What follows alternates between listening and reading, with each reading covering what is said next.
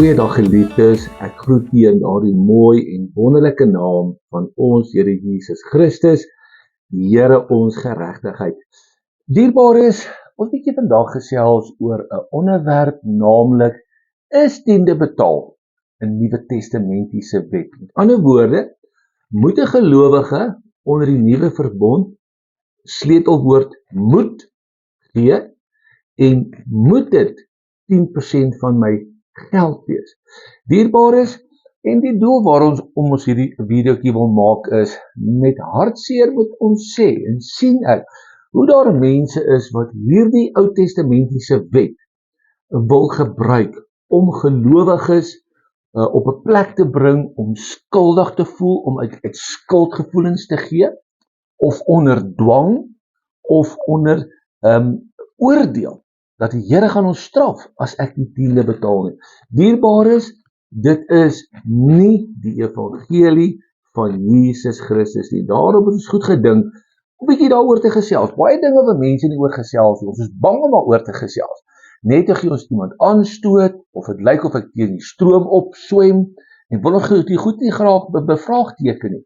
Maar dierbares, en die doel van hierdie video is om vir my en u as gelowiges onder die nuwe verbond, die bloed van Jesus Christus van Nasaret, ons Here, en die bad van wedergeboorte en die vernuwing van die Heilige Gees, staan ons in 'n nuwe verbond met God. En hierdie ou verbond, Ou Testament, hierdie wette, nie meer mag oor ons nie. Ons wandel nie meer daaronder nie. Maar dierbares, kom ons gesels bietjie gaan tiendes. En ek dink as ons bietjie na die Ou Testament toe gaan, en ons gaan kyk regtig mooi, waaroor die tiendes gegaan, en dan gaan ons iets kosbaars oor tiendes sien. Hoekom God tiendes gevra het, en vir watter doel hierdie tiendes gegaan het. Besef ek, dierbares, as ek na die Ou Testament kyk, die hart waarop van God oor tiendes, en waarvoor die nuwe sogenaamde tiendes gebruik word, dierbares, dink ek, mis ons die doel van God. Maar kom ons gaan kyk wat sê die woord. Jesus het mos gesê, hy is die weg, die waarheid en die lewe. Hy het mos gesê, wie die Seun vrygemaak het, is waarlik vry. Hy sê ook mos, heilig hulle in u woord is die waarheid. Nou, dierbares, en ons sal die waarheid ken, en die waarheid sal ons vrymaak. So kom ons gaan kyk wat sê die woord, want Christus is die woord gaan vir my en u vrymaak, en dat niemand weer vir my en u sal wegvoer as buit, om ons onder 'n wet te bring, ons onder oordeel te bring, en onder skuldgevoelens te bring. Dit is nie die hart van die evangelie van Jesus Christus nie. Nou dierbares, kom ons gaan kyk bietjie tiendes.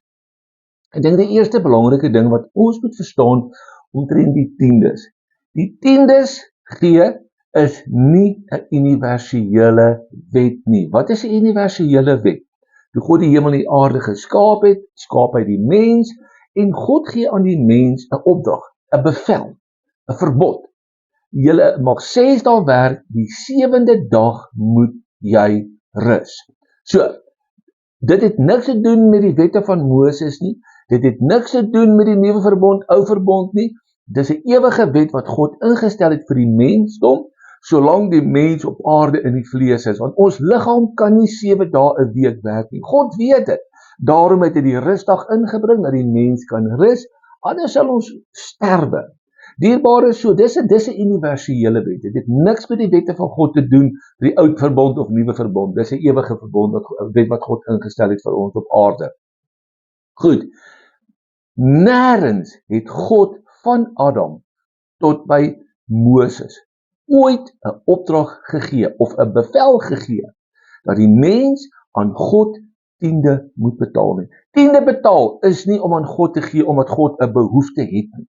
Nee, ons gaan nou sien hoekom God tiendes ingestel het. So God het nooit dit ingestel, dat daar aan God 'n tiende betaal word nie. En ek en jy wat al 'n bietjie pad met die Here gekom het, en bietjie die skrifte ondersoek het, en dit ken, ons weet, die wet van tiendes was deur God aan Moses gegee, en dit was uitsluitlik vir die Joodse volk. Dit was nie vir die wêreld nie, dit was nie op 'n mikpunt op die kerk wat nog sal kom nie. Die wet van tiendes het God aan Moses gegee en dit was hoofsaaklik net vir die Jode. En dierbare, dan moet jy 'n bietjie gaan kyk. Wat moes hulle gee as tiendes en waarvoor het hierdie tiendes gegaan? En soos ek net nou gesê het, dierbares, u gaan iets kosbaars hier raak sien oor wat is tiendes en wat is God se hart oor tiendes. En dan gaan ons uit hierdie tiendes iets sien. God se hart lê by mense. Sy hart lê by sy volk. En is om vir hulle te versorg. U gaan dit sien. Nou dierbares, eerste wat ons geleer het, tiendes is nie 'n universele wet nie. Nêrens het God opdrag gegee nie. Ek weet, hulle wat hierdie leerstelling aanhang, jy moet tiende gee, hulle gebruik Jakob, hulle gebruik Abraham wat 'n tiende gegee het, en hulle gebruik ook die skrif waar Jesus gesê het, ons moet tiende gee, maar ons gaan daarby kom, en dan gaan u sien, dit is nie wat die Here gesê het nie. Maar kom ons kyk waar het God die tiende ingestel. En u kan dit gaan lees in Levitikus 30 tot 32, maar ons gaan net 30 en 31 lees. En dis nou God wat hier praat. God praat en hy sê, ook al die tiendes van die land, hoor mooi, tiendes van die land, van die graan van die land, van die vrugte, van die bome, behoort aan die Here. Dit is heilig aan die Here. Halleluja. So, wat sê God vir hulle? 'n tiende van die land, watter land? Hy praat van die landgebied wat hy aan die volk van Israel gegee het. Onthou, die hemel en die aarde behoort aan God, né? Maar God praat nie met die heidense nasies wie hy ook grondgebiede gegee het nie. God praat nie met hulle, 'n tiende moet hulle ook gee nie. God praat met sy volk in die land wat julle gaan woon. 'n tiende van daai land behoort aan my. Goed.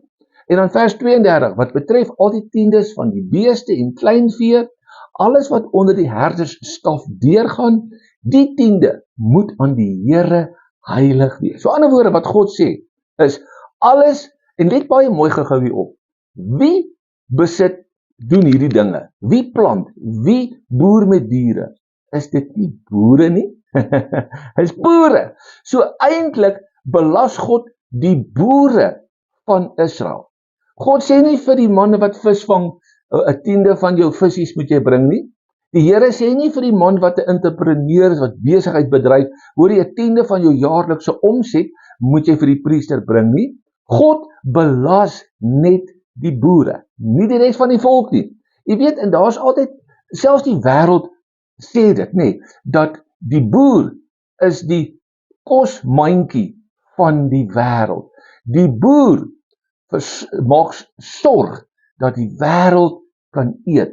En hier is 'n wonderlike ding. Dierbare, so die Here belas die boer, 'n tiende van die land, nie geld. God vra die volk nie geld nie.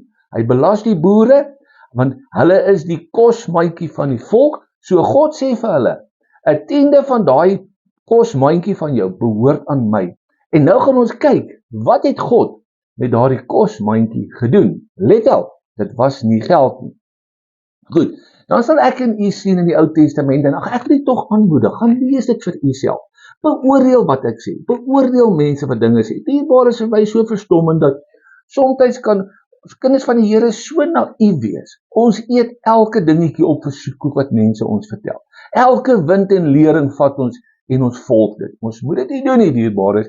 Het ek nie ook nie die Heilige Gees nie. Jesus het ons gesê, dis voordeliger dat ek weggaan. Ek sal julle ander trooster stuur, die Heilige Gees. Hy sal in julle wees, by julle wees en met julle wees, en hy sal julle leer en lei in al die waarheid, en hy sal ons herinner alles wat Jesus ons beveel het. Dierbaar is, ek laat my nie beïndruk met sogenaamdes wat hulle self voorstel as hierdie hoog akademiese gekwalifiseerde mense wat Hebreëus kan lees, hulle kan dit skryf en hulle droom in Hebreëus nie. Dierbaar is, beïndruk my nie.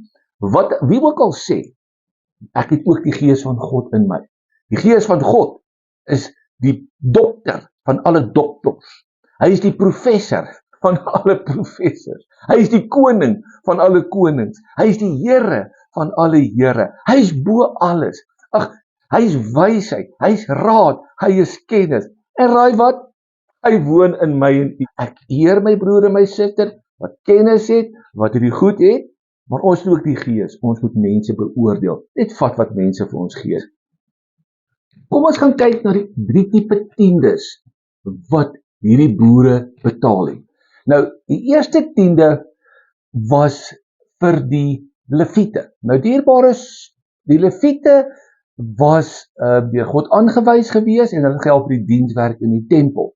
So, en hulle kon nie saam met die volk grond besit nie. Hulle het nie saam met hulle grond gekry nie. Hulle roeping was om die tempel te werk. En dan hierdie eerste tiende wat hierdie boere van hierdie kos wat hulle van die lande afbring en die diere was vir hulle gegee en dit was vir die voorsiening vir hulle behoefte om te kan eet. Dit was die eerste tiende gewees. Dan was daar 'n tweede tiende. Nou die eerste tiende van die Lewiete kan jy gaan lees in Numeri 18:27, Numeri 18 vers 27 en 28. En in die tweede ene noem ek maar sommer die tiende vir die aanbidder, maar ek kan dit vir jouself gaan lees. Deuteronomium 14 vers 22 tot 26. So dan moes hierdie boer 'n tiende neem en dit een kan sit vir hom en sy gesin, dat wanneer hulle sou optrek na die plek wat die Here vir hulle wys vir die volk om by mekaar te kom, om feeste te hou of God te aanbid, dan was hierdie kos saamgebring en weer eens, dit was sodat hulle kon eet. Hierdie tiende wat gehou was, het aan God behoort.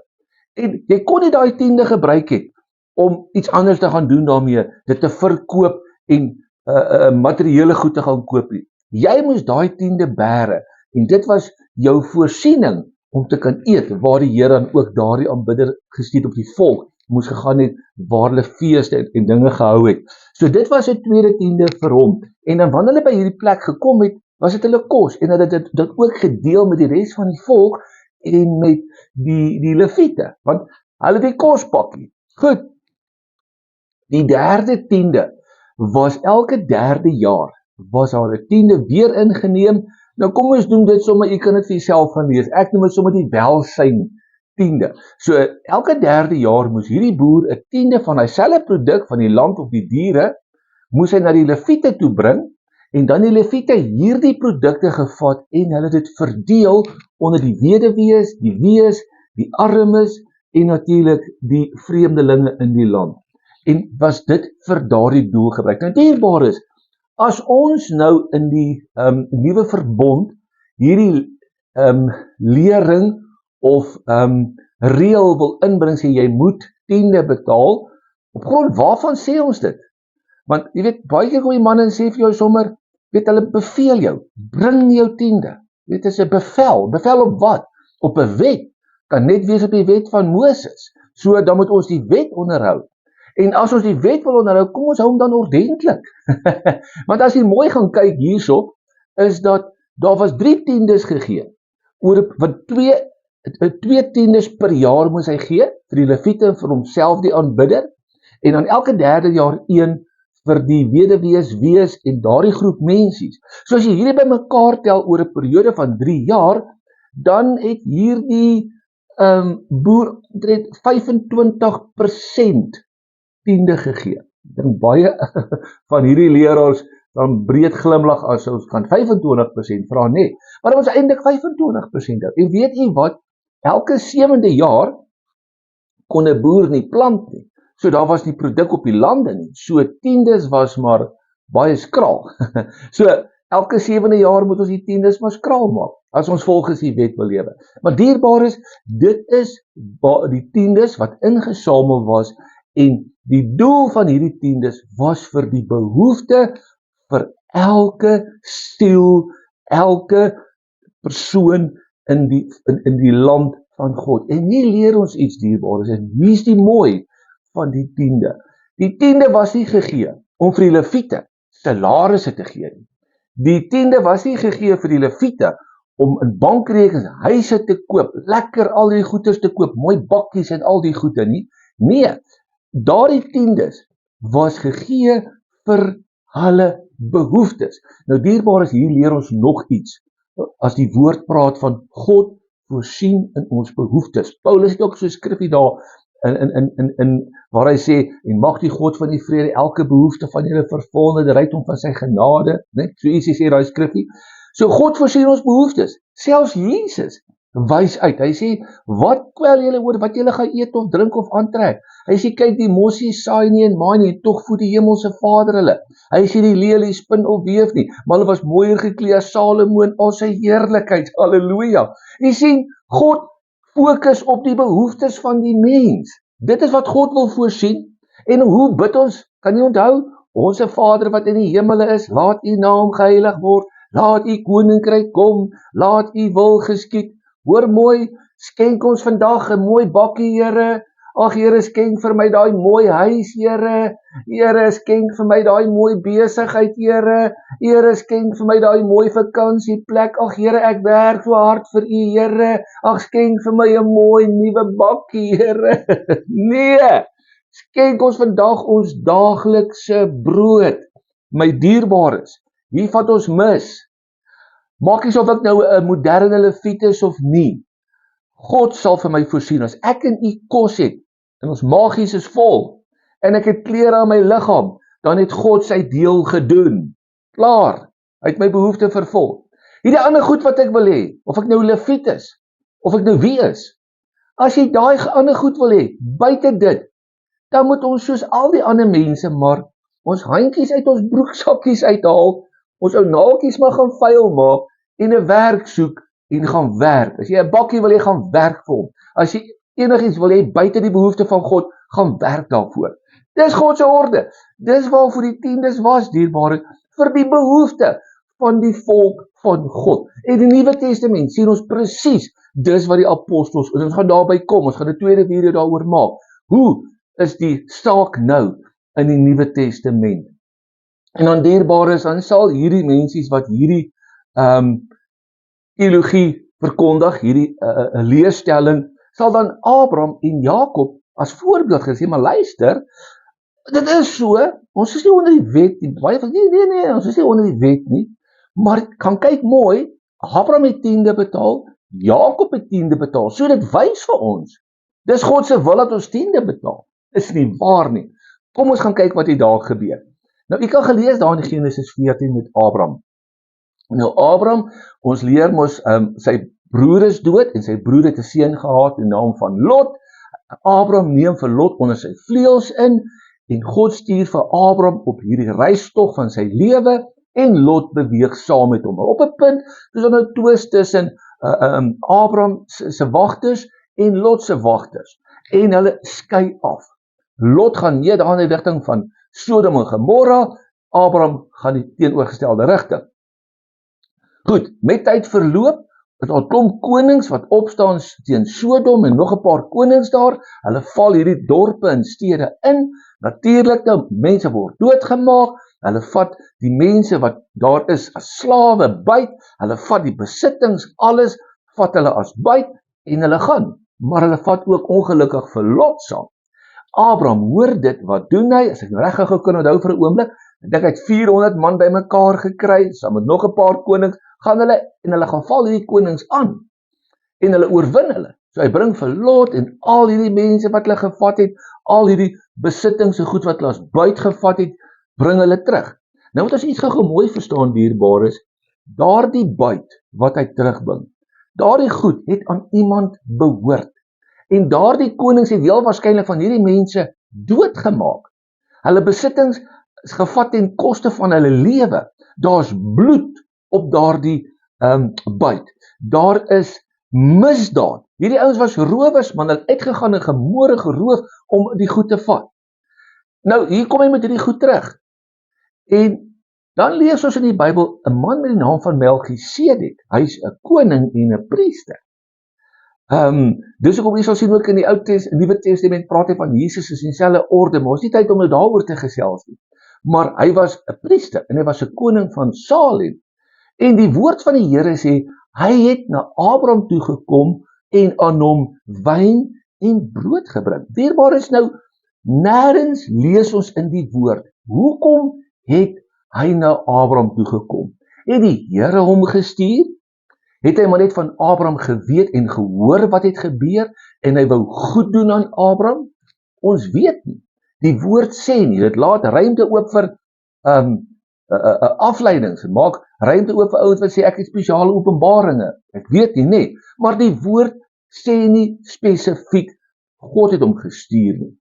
Hy het dit gekom om, vir een rede sê die woord, om wyn en brood. Nou dierbares, kom ons dink gou 'n bietjie vir 'n oombliekie. Ek is oortuig daarvan, ons is nie so super naïef om te dink, hierdie man is 'n koning en 'n priester.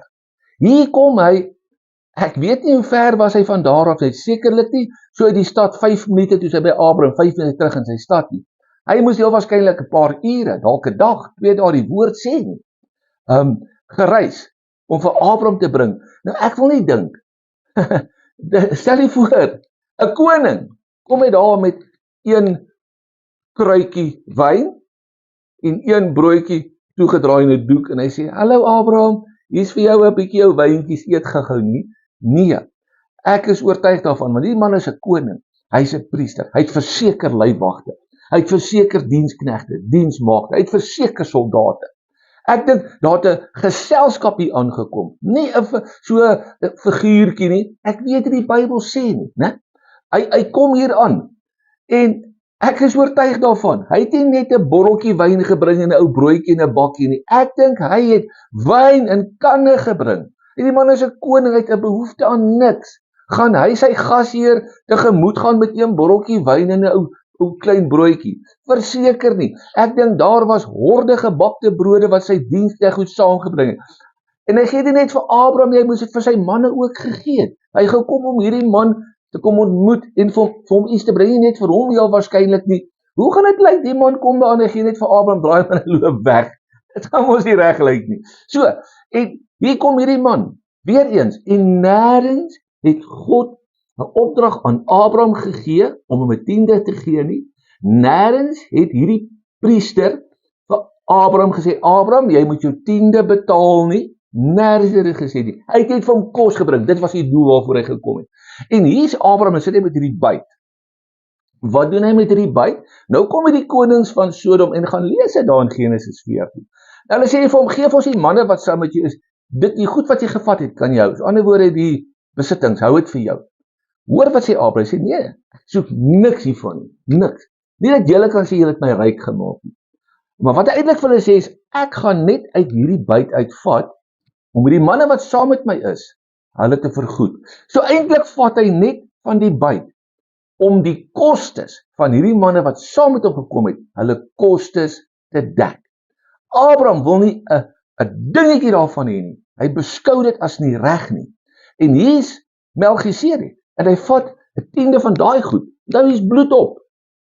Dink, wil ek en u regtig dink, Abraham vat hierdie bloedgoed, en hy bring dit aan die lewende God, as 'n offer, as 'n 10de. As ouens dit wil glo, kan dit glo, ek glo dit nie. Want 400 jaar later kom die wet. En die woord sê, en gaan lees ons daar, dierbares, die Here het nogal iets oor, as jy 'n offer vir hom bring, moet daai offer rein wees. Daar moenie 'n gebrek aan daai offer wees nie. Dink jy regtig, ons God het 'n behoefte aan 'n 10de wat met bloed belaai is? Ek glo dit nie. So, hy gee dit aan Melchisedek. Hoekom het Melchisedek dit gevat? Ek weet nie. Ek is ook seker, Melchisedek het nie 'n behoefte aan 'n 10de nie. Hy het nie 'n behoefte aan 'n salarispakket nie. Hy het 'n behoefte aan niks. Hy's 'n priester van 'n stad. Ek dink nie hy het daai 10de nodig gehad om 'n bietjie in sy skatkis te gooi nie. Maar watter rede het Abraham dit vir hom gegee? Ek weet nie. Moontlik, hier bring jy vir my klomp kos vir ek en my manne. Hier gee ek iets, ek het niks anders nie. Ek gee dit vir u as vergoeding vir dit. Ek weet nie. Elkeen moet vir homself besluit. So dierbaar is, die punt is net, God het nooit vir Abraham gesê betaal 'n 10de nie. Melchisedek het dit ook nie gesê nie. So dit is nie 'n opdrag van God nie. En dit is nie 'n 10de aan God gewees nie. Hy het 'n 10de aan Melchisedek gegee. Goed, Jakob, en dan natuurlik gebruik hulle ook Jakob in Genesis 28. Nou, kom ons stap 'n bietjie terug. Dit is maklik om te sê hy het 'n 10de betaal. Sien julle moet ook betaal. Nee, kom ons gaan kyk in die konteks wat het daar gebeur. Nou, die Bybel sê, ons ken die verhaal van Jakob. So hy was 'n bietjie opportunis, nee.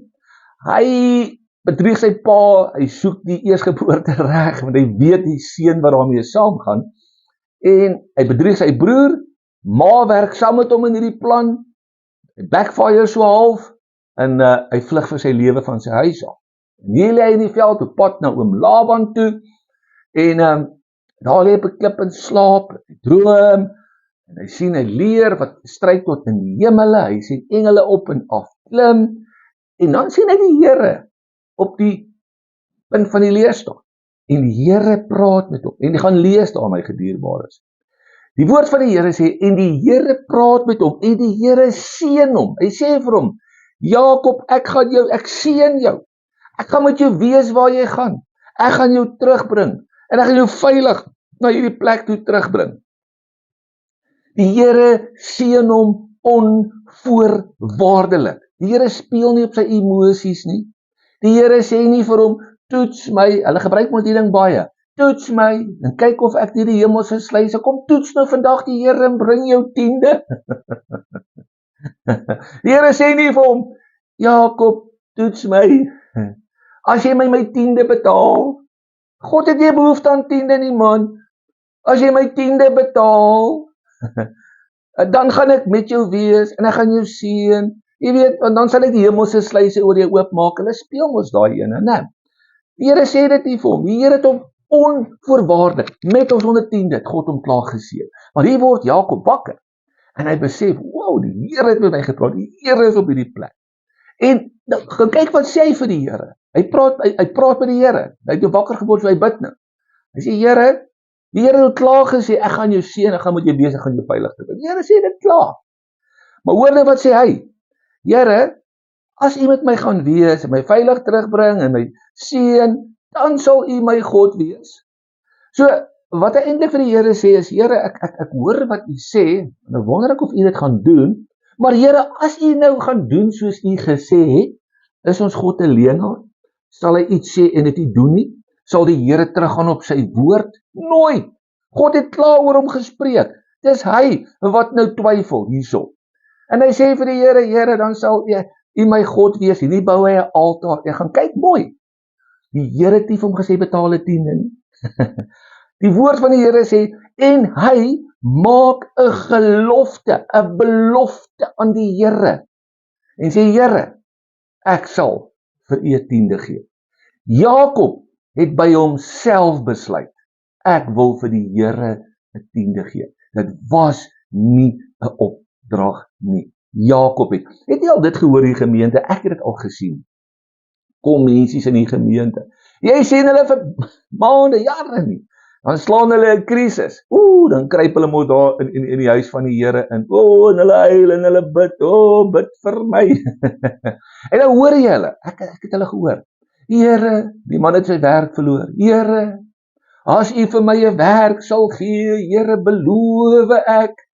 Wie het ook so gesê? 'n gelofte. Maak ek 'n gelofte met u, Here. Ek sal my 10de betaal. Jy sien, wat doen hierdie persoon eintlik? Hy wil God omkoop, man. Hy wil God omkoop met 'n 10de om hom te help om 'n werk te kry. Jy sien, Jakob het dieselfde gedoen. God het hom klaar geseën. Wie het vir jou nou gesê, Jakob, die Here soek iets van jou? Jy het self gesê jy wil vir die Here gee. Nou kan ons nie hier sê, sien julle, dit is van God hierdie, julle moet sien julle, hulle 10des betaal. Julle moet ook 10des betaal. Die dierbare, weet jy wat?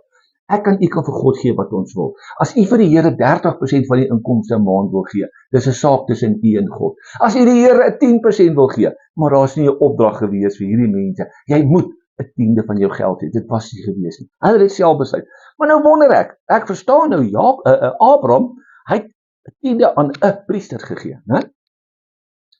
Jakob. Nou daar was nie waar oom Laban gebly het, daar was nog nie 'n godsdienststelsel nie. Daar was nie priesters nie, daar was nie leviete nie, was nog nie eens daar nie. Hulle kom eers 400 jaar later. Daar is die pastore, dominees nie, hulle kom eers 2000 jaar, bietjie verder, amper 3000 jaar verder kom hulle eers. So, daar is niemand. Nou wonder ek, aan wie het hy 10de betaal? Hoe het hy 10de betaal? Het hy op 'n berg geklim, gebid, sê, Here, hier is my 10de, en 'n engel het neergedaal, het hemel toe gevat, Waar het hy sy tiende gegee? Vir wie en wat? Interessant, nee. Waar is die tiende betaling? En dierbaar is ons mense gebruik dan ook Jesus. As jy vir ons, ja, maar onthou, Jesus het gesê ons moet tiende betaal. Dan moet ons bietjie stadig oor die ding gaan. Nou dierbaar is, ek wil vir jou 'n skrifgie hierso lees. Matteus 5 vers 17. Dis nou Jesus wat hier praat, né? Jesus sê, moenie dink dat ek gekom het om die wet of profete te ontbind nie. Ek het nie gekom om te ontbind nie, maar te vervul. Dierbaar is. Christus, toe hy op aarde was, in die vlees, het hy onder die wet geleef en gewandel.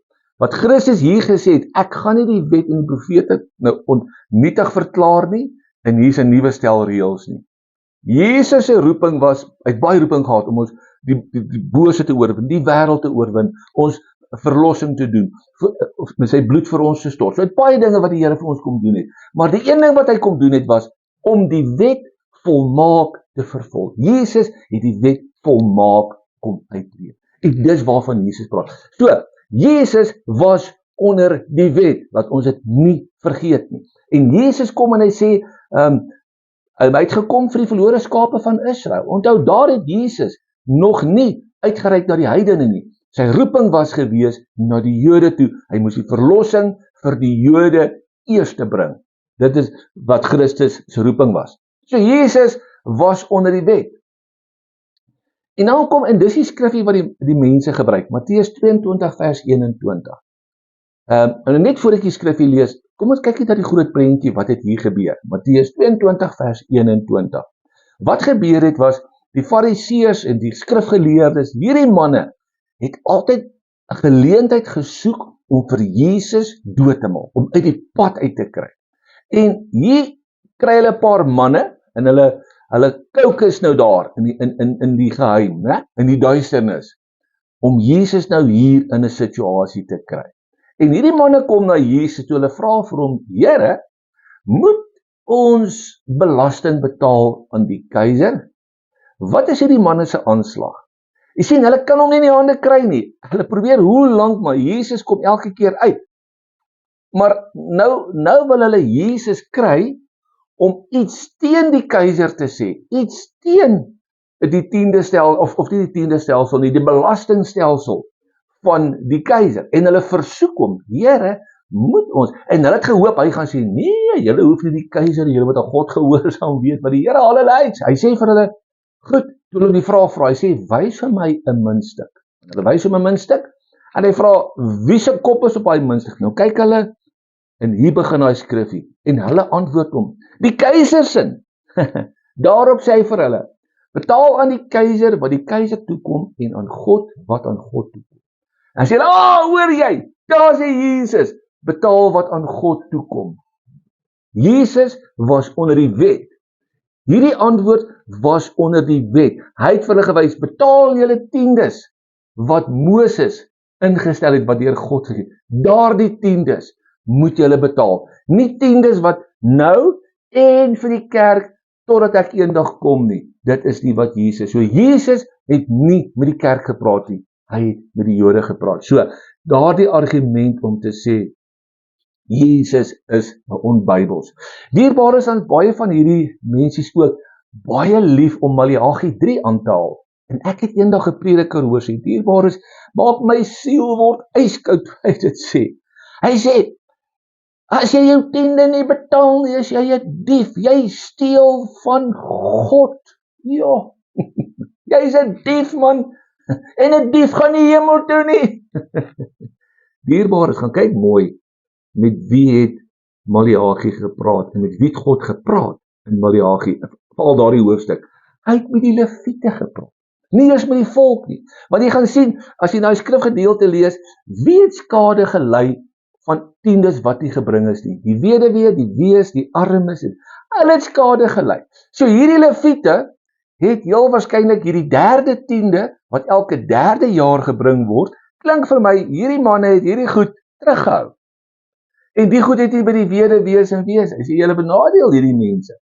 En dan lees, en dan sal mense baie, ek hoor hulle gebruik om baie, as hulle nou wil tiendes, dan sê hulle, Het julle geweet, daar is een plek in die woord waar die Here kan toets? Vanmôre kan jy die Here toets. Bring jou 10de en kyk of die hemelse sluise nie gaan, jy moet nie gaan oopmaak nie. Dis wat jy daar sê. Ek vra hier nou vir 'n pastoor. Broer, sê gou 'n bietjie vir my. As 'n gelowige onder die nuwe verbond nie 10de betaal nie, bring hy hom onder 'n vloek? Nee, broer. Maar hulle haal maar die haggie aan. Toets die Here, kyk, nee broer, is net daai 2 skriffies wat nou hier van toepassing is. Die ander, nee, hulle is nie meer van toepassing nie. Maar gaan lees mooi.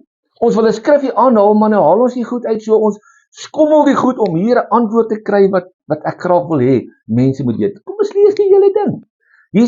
God praat daar. En dan gaan kyk, dan sê hy hierdie woorde. Bring die volle 10de na die skatkis van die Here. Hoor mooi, wat sê hy daar, maar die hakkie gaan lees dit. Hy sê, sodat daar spys, nie geld nie, nie silwer nie, nie skatte nie, kos. So God sê, bring daai kos, wat julle terughou, na my huis toe, dat daar kos in my huis kan wees, dat ek vir my volk kan voorsien. Dis waarvan die Here gepraat het.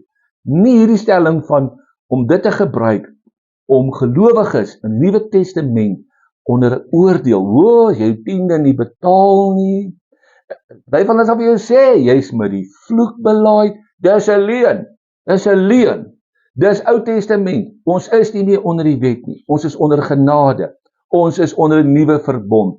En dierbares, volgende keer gaan ons 'n bietjie kyk, wat sê die Nuwe Testament oor 10des, of nie oor 10des gee nie, ons gee die 10des in die Nuwe Testament nie. Wat is die reël? Nou wil die mense sê, maar hierdie wil jy die kerk skade aan. En ek weet, hierdie boodskap, ek dink gaan 'n paar van my broeders, vir wie ek baie lief is, baie kwaad maak. Maar ons moet waarheid praat.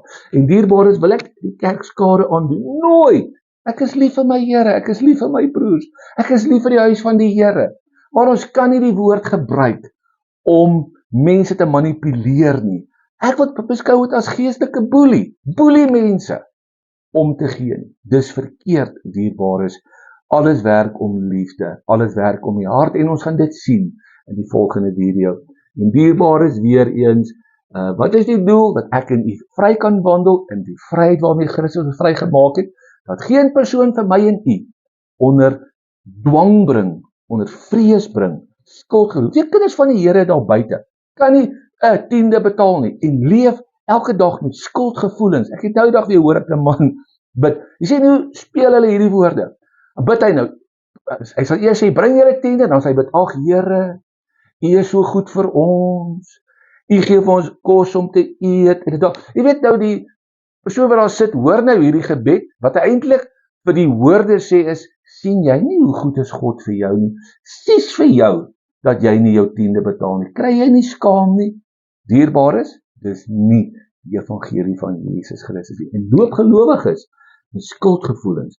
Loop gelowiges en voel, Here, ek kan nie eens bid nie, want ek steel van die Here. Kyk hoe goed is die Here vir my, en ek het nie om 10de te gee nie. Jy sien, daar kom die verkeerd in die ding, en laat niemand ooit weer, een van ons, ooit weer wat skuldig voel, veroordeeld voel, of 'n mislukking voel in die Here se oë, omdat ek nie kan gee, of gee wat gevra word nie. Dit is nie die Nuwe Testament nie. Mag die Here vir u seën, mag die Here vir u genade gee, mag hy vir elkeen van u doen, ver bo wat u kan bid of dink. En ja, geliefdes, kom ons kyk op, ons koms van ons koning is naby, en ek dink almal verlang dat hy moet kom, want die ou wêreld raak boos. Jesus seën u in Jesus naam.